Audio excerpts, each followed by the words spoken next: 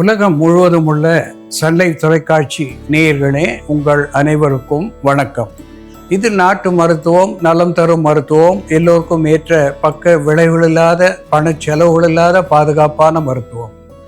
எளிய மருந்துகளை ஒவ்வொன்றாக இந்த நிகழ்ச்சியிலே நாம் பார்த்து பழகி பயன்பெற்று வருகின்றோம். இன்று சிலவற்றை நாம் தெரிந்து கொள்வோம்.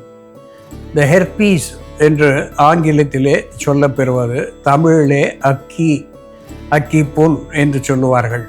கொத்து கொத்தாக கூட்டமாக நரம்பு மண்டலத்திலே தாக்கி தோலிலே எரிச்சல் வர செய்வது, வீக்கம் காணுவது, வலி காணுவது, இப்படிப்பட்ட நிலையிலே நெறிக்கட்டுகின்ற லிம்ப் நோட்ஸ் என்கின்ற நிலைக்கு தள்ளப்படுகின்ற ஒன்று இந்த ஹெர்பீஸ் என்று சொல்லப்பெறுவது. இது இரண்டு வகையாக நாம் பார்க்கின்றோம். ஒன்று உதட்டிலே வருவது, ஒன்றாவது வகையை சார்ந்தது. இரண்டாவது சிறுநீர் பாதையிலே, சிறுநீர் உறுப்பிலே, பிறப்பு உறுப்பிலே ஏற்படுவது இரண்டாவது. இந்த இரண்டு வகை ஹெர்பீஸ் என்று சொல்லக்கூடிய அக்கிக்கும் பூண்டு சாறு, தேங்காய் எண்ணெய் ஒரு அற்புதமான மருந்தாகி பயன் தருகிறது. இந்த ஹெர்பீஸ் என்று சொல்லக்கூடிய ஒன்று HSV, ஹெர்பஸ் சிம்ப்ளெக்ஸ் வைரஸ் என்று சொல்லக்கூடிய நுண்கிருமிகளாலே ஏற்படுவது. அது எச்சிலாலே முத்தமிடுதல் போன்ற நிலையிலே உதட்டை பற்றி வருவது, உடல் உறவினாலே இன உறுப்பை பற்றக்கூடிய ஒன்றாக திகழ்கிறது. எது பற்றி வந்தாலும் இந்த பூண்டு சாறும் தேங்காய் எண்ணெயும் கலந்த ஒரு மேற்பூச்சு மருந்து ஒரு அற்புதமான மருந்தாகி இந்த ஹெர்பீஸ் என்று சொல்லக்கூடிய நிலையிலே இருந்து நமக்கு விடுதலை தருவது உண்மை. அன்பான நேயர்களே, நோய் எதிர்ப்பு சத்துவம் என்கின்ற நிலை குறைகின்ற பொழுது பல்வேறு நோய்களுக்கு நாம் ஆளாகின்றோம். என்ன நோய் வேண்டுமானாலும் நம்மை தாக்கக்கூடிய ஒரு நிலை உண்டாகிறது.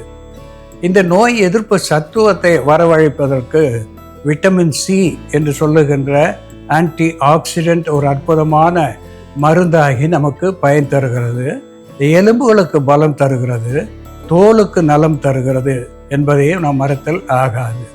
இந்த விட்டமின் C என்பது ராஜகனி என்று சொல்லக்கூடிய எலுமிச்சையிலே மிக அதிகமாக விளங்குகிறது. அன்றாடம் ஒரு எலுமிச்சை பழம் எடுத்து பிழிந்து அதனோடு இந்த லூக்வார்ம் வாட்டர் என்று சொல்லக்கூடிய வெதுவெதுப்பான நீர் கலந்து ஒரு தேக்கரண்டி தேன் கலந்து காலையிலே அன்றாடம் பருகி வருகின்ற நிலையிலே இது நோய் எதிர்ப்பு சத்துவத்தை கொடுக்கக்கூடிய ஒன்றாக திகழ்வது மட்டுமல்லாமல் எலும்புகளுக்கும் தோலுக்கும் பலம் தருகிறது, நலம் தருகிறது, ஆரோக்கியத்தை தந்து அழகையும் இது அதிகப்படுத்துகிறது என்பது உண்மை.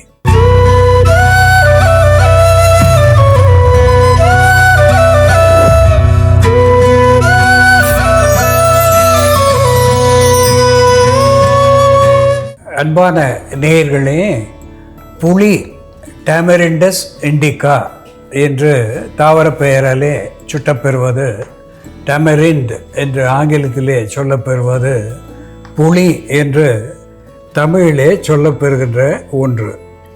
இந்த புளி இல்லாமல் சமையல் அறையிலே ஒரு வேலையும் ஆகாது என்று சொல்லுகின்ற அளவுக்கு நம் உணவோடு ஒன்றிப்போன ஒன்று இந்த புளி. குழம்பாக இருந்தாலும் சரி, ரசமாக இருந்தாலும் சரி, ஏதேனும் காய்கறிகளாக இருந்தாலும் சரி, அதிலே புளி சேர்வது என்பது நம் முன்னோர்கள் நமக்கு விட்டு சென்ற பண்பாடு, பாரம்பரியம் என்று சொன்னால் அது மிகையாகாது.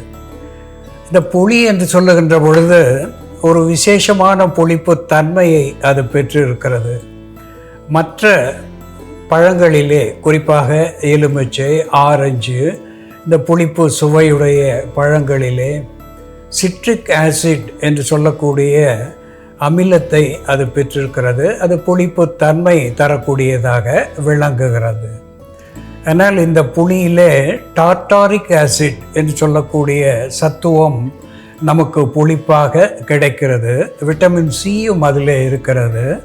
ஃபோலிக் ஆசிட் என்று சொல்லக்கூடிய விட்டமின் A பொருந்திய சத்துவம் இதில் இருக்கிறது.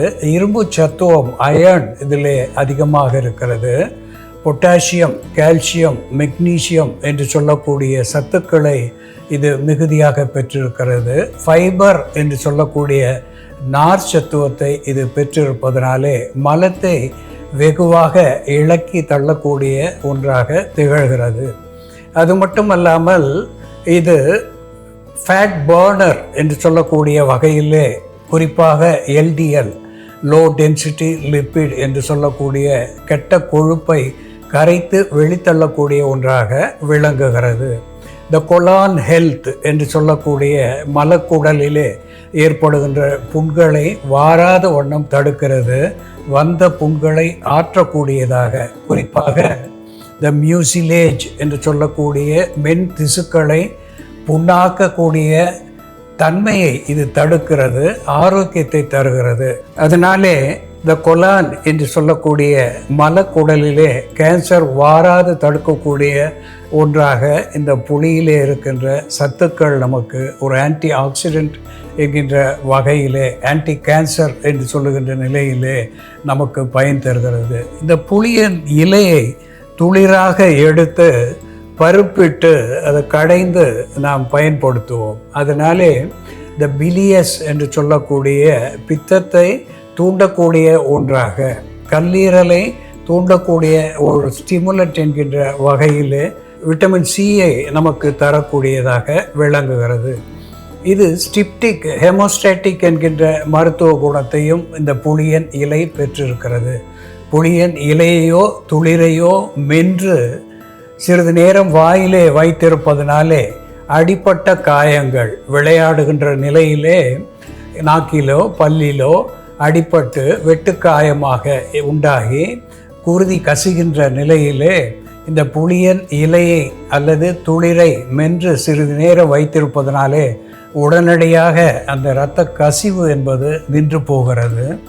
ஈறுகளுக்கும் பற்களுக்கும் இடையே இருக்கின்ற இரத்த கசிவையும் இது போக்கக்கூடிய ஒன்றாக இது விளங்குகிறது. அது மட்டுமல்லாமல் எலும்புகளுக்கும் நரம்புகளுக்கும் பலம் தரக்கூடிய ஒன்றாக விளங்குகிறது. இப்படி புற்று வாராமல் தடுக்கின்ற ஒரு நல் மருந்தாக, உணவிலே மருந்தாக இந்த புளி விளங்குகிறது.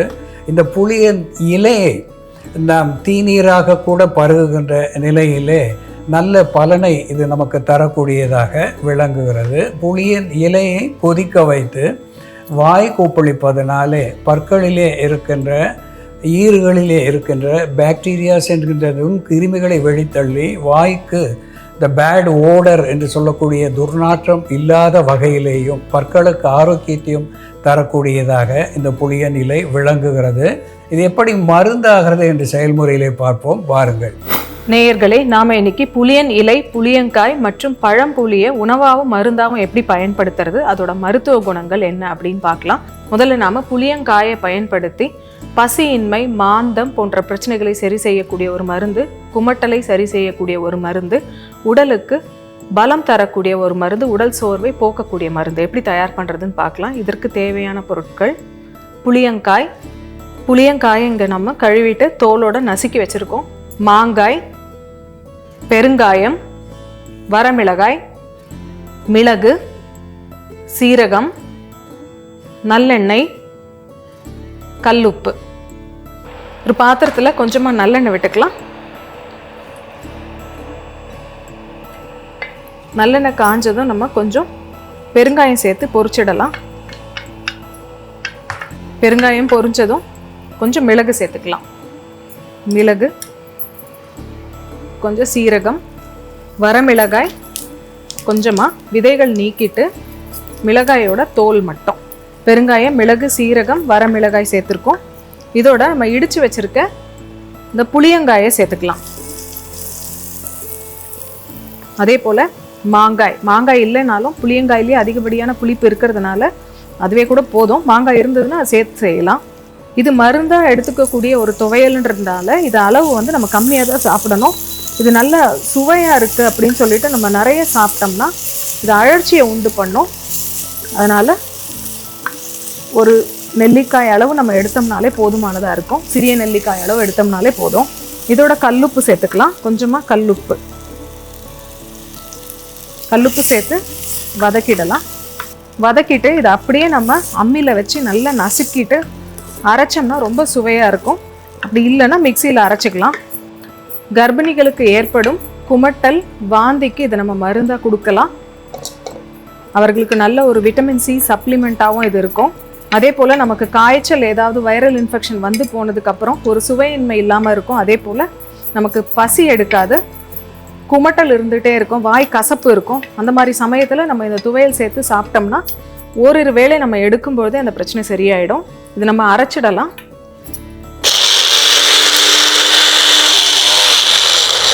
இந்த துவையலை நம்ம நீர் விட்டு நல்லா மைய அரைக்காமல் இடித்தது போல் வச்சாலே போதும். 1-2 அரைஞ்சாலே போதும். இந்த துவையல் நம்ம அளவாக தான் எடுத்துக்கணும். அதிகமாக எடுத்தால் வயிற்று வலியை உண்டாக்கும். புளியங்காய் துவையல் இப்போது தயாராகிடுச்சு. நம்ம சமையலுக்காக புளி பயன்படுத்தும் பொழுது எப்பவுமே பழம்புளி பயன்படுத்துறது நல்லது. பழம்புளி பத்தியத்துக்கும் ஒன்றும் பிரச்சனை இல்லை. நம்ம பத்திய உணவு எடுக்கும் பொழுது இந்த பழம்புளியை சுட்டுட்டு அதுக்கப்புறமா நம்ம சமைச்சோம்னா அது அசிடிட்டி ஏற்படுத்தாது, வயிற்று புண்ணும் வராது. நம்ம புளி அவாய்ட் பண்ணணுன்ற அவசியமும் இருக்காது. புளிய இலையை நம்ம புண்களை கழுவுவதற்கான மருந்தாக பயன்படுத்தலாம். ஆறாத புண்கள், சீழ்பிடித்த புண்கள் இருக்குது அப்படின்னா அந்த புளிய இலையை நல்லா உருவிட்டு அதோட கொஞ்சம் வேப்பிலை சேர்த்து நீர் விட்டு நல்லா கொதிக்க வச்சு அந்த தண்ணியை வடிகட்டிட்டு அந்த தண்ணியை கொண்டு நம்ம ரெகுலராக தினமும் 2 முறை புண்களை கழுவிட்டு வரும் பொழுது புண்கள் சீழ்பிடிக்காமல் சீக்கிரமாக ஆறும். புளிய இலையை நம்ம பாசிப்பருப்போடு சேர்த்து கடையெல்லாம் செஞ்சு சாப்பிடும் பொழுது வாரம் 1 முறை அப்படி சாப்பிட்டுட்டு வரும்பொழுது கல்லீரலை பலப்படுத்தக்கூடிய மருந்தாகவும் ரத்தத்தில் உள்ள நச்சுக்களை வெளியேற்றக்கூடிய மருந்தாகவும் இருக்கும். புளியங்காய், மாங்காய், மிளகு, சீரகம், வரமிளகாய், உப்பு சேர்ந்த இந்த துவையல் நம்ம சாப்பிட்டுட்டு வரும்பொழுது பசியின்மையை போக்கக்கூடிய மருந்தாகவும் மாந்தத்தை போக்கக்கூடிய மருந்தாகவும் பசியை தூண்டக்கூடிய ஒரு மருந்தாகவும் இது செயல்படும். அதே போல் விட்டமின் சி சப்ளிமெண்ட்டாகவும் நோய் எதிர்ப்பு சக்தியை அதிகரிக்கக்கூடிய ஒரு உணவாகவும் இது இருக்கும். அன்பான நேயர்களே, டாமரிண்டஸ் இண்டிகா என்று சொல்லக்கூடிய புளி நாம் உணவிலே பயன்படுத்துகின்ற நிலையிலே அது மியூக்கஸ் மெம்பரேன் என்று சொல்லக்கூடிய வாய் முதலாக குடல் தொட்டு ஆசனவாய் ஈராக இருக்கின்ற உட்புற சவ்வு போன்ற மென்மையான தோலை புண்ணாக்காமல் பார்க்கக்கூடிய ஒன்றாக, பாதுகாக்கக்கூடிய ஒன்றாக விளங்குகிறது. அதனாலே இந்த அல்சர் என்று சொல்லக்கூடிய குன்மம் தவிர்க்க பெறுகிறது. இந்த கொலான் கேன்சர் என்று சொல்லக்கூடிய மலக்குடலுடைய புற்று என்பது தவிர்க்க பெறுகிறது என்பது உண்மை. அது மட்டும் அல்லாமல் இதில் இருக்கின்ற பொட்டாசியம் என்கின்ற சத்துவம் இதய ஓட்டத்துக்கு இதமான சூழ்நிலையை ஏற்படுத்தி தருகிறது. குருதி ஓட்டத்தை சரி செய்யக்கூடிய வகையிலே இந்த எல்டிஎல் என்று சொல்லக்கூடிய கெட்ட கொழுப்பை வெளித்தள்ளி இதய நாளங்களிலே அடைப்பு ஏற்படாமல் தடுக்கக்கூடிய ஒன்றாக விளங்குகிறது. ஜிங்க், காப்பர், அயர்ன் என்று சொல்லக்கூடிய 3 சத்துவங்களும் இதிலே அதிகமாக இருப்பதனாலே ஹீமோகுளோபின் என்று சொல்லக்கூடிய குருதியிலே இருக்கின்ற இரும்பு சத்துவத்தை, HB என்று சொல்லக்கூடிய சத்துவத்தை அது சரியாக வைத்து கொள்ளக்கூடிய ஒரு சூழ்நிலையை தருகின்ற உணவிலே மருந்தாகி பயன் தருகிறது. இதனோடு மேஞ்சிஃபெரா இண்டிகா என்று சொல்லக்கூடிய மாங்காய், மேஞ்சிஃபெரா இண்டிகா என்று சொல்லுகின்ற பொழுது மாங்காய்க்கும் இந்த புளியோடு ஒத்த மருத்துவ குணத்தை முன்னோர்கள் நமக்கு சொல்லியிருக்கிறார்கள். இந்த லாஸ் ஆஃப் அப்பிடைட் என்று சொல்லுகின்ற பொழுது பசியின்மை, நௌசியா, வாமிட்டிங் என்று சொல்லுகின்ற வகையிலே குமட்டல், வாந்தி இவற்றை போக்கி செரிமான சீர்கேடுகளை, இந்த இன்டைஜஷன் என்று சொல்லக்கூடிய வகையிலே செரிமான சீர்கேடுகளை போக்கி டைஜஸ்டிவ் டானிக் என்கின்ற வகையிலே இந்த மாங்காயும் சரி புளியும் சரி நமக்கு உணவாகி பயன் தருகிறது. எலும்புகளுக்கு பலம் தருகிறது, நரம்புகளுக்கு நலம் தருகிறது, மூளை நரம்புகளுக்கு பலம் தந்து ஞாபக சக்தியை அதிகப்படுத்தக்கூடியதாக திகழ்கிறது. இப்படி இந்த மாங்காயும் புளியும் எப்படி மருந்தாகிறது என்று நாம் பார்த்து தெரிந்து கொண்டோம். இதுபோல வேறு ஒரு மருத்துவ குறிப்போடு நாம் மீண்டும் சந்திப்போம். நன்றி, வணக்கம்.